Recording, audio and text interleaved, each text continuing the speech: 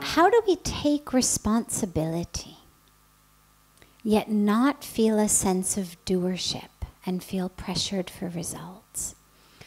Okay, so we've talked a lot about karma and the whole concept of karma requiring us not to own the actions, not to have a sense of doership in the actions.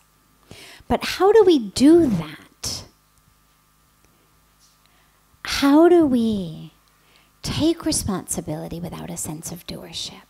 What we have to understand is we're a vehicle. We're a vessel. Our responsibility is not for the fruit of the action, but our responsibility is for the sincerity of ourself as a tool. And so, if I commit myself to something, to an action,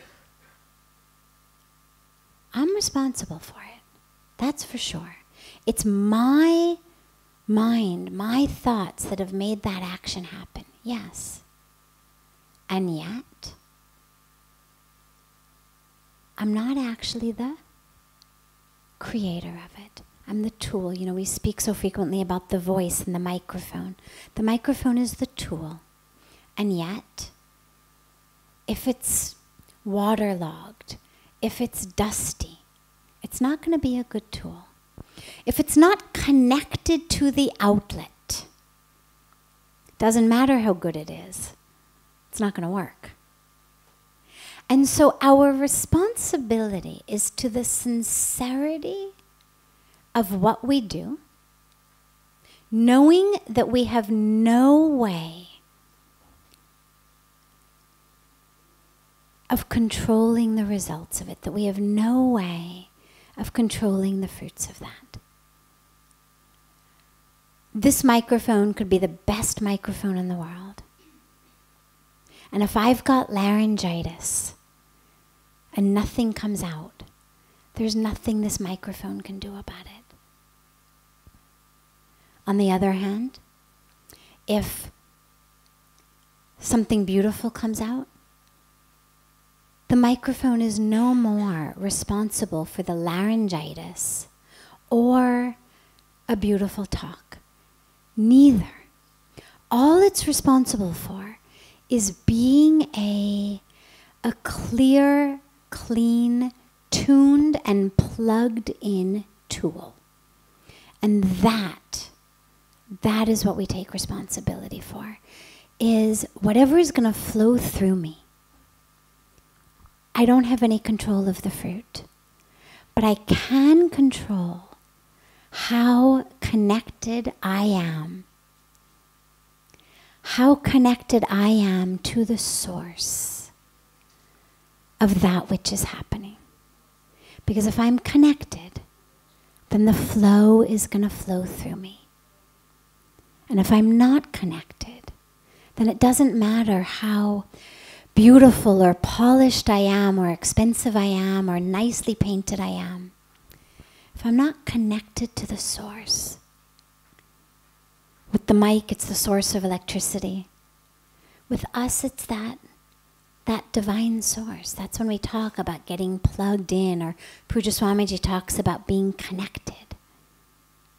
We spend so much time focused on what the tool looks like,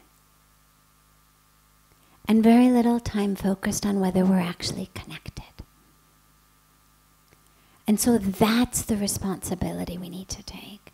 How have I emptied my tool so that the will of God can flow? How have I gotten the water, gotten the dust out of my tool so the will of God can flow? And that's the same thing as the mic being plugged in or not plugged in. Here it's electricity that's flowing through, and with us, it's that divine will, that flow of nature, that we don't have any control over the fruits of it. We don't have any control of what happens. That's what Krishna reminds us of in the Bhagavad Gita. What we have control over is how sincerely we fulfill that task. Not what fruits come, but how sincerely we fulfill it. And are we plugged in so that really that which needs to flow through us can flow? Because we could have the best lecture, the best opera in the world, and if the mic's not plugged in, nothing's going to flow through. And if it's waterlogged or full of dust, nothing's going to flow through. So that's what our responsibility is. We have no say over that result. But the responsibility is to our duty to be that sincere instrument. And that's how we balance it. What flows through? I'm a tool. But the best tool, the cleanest, clearest, most empty tool, and the most plugged in tool that I can be. That's the responsibility.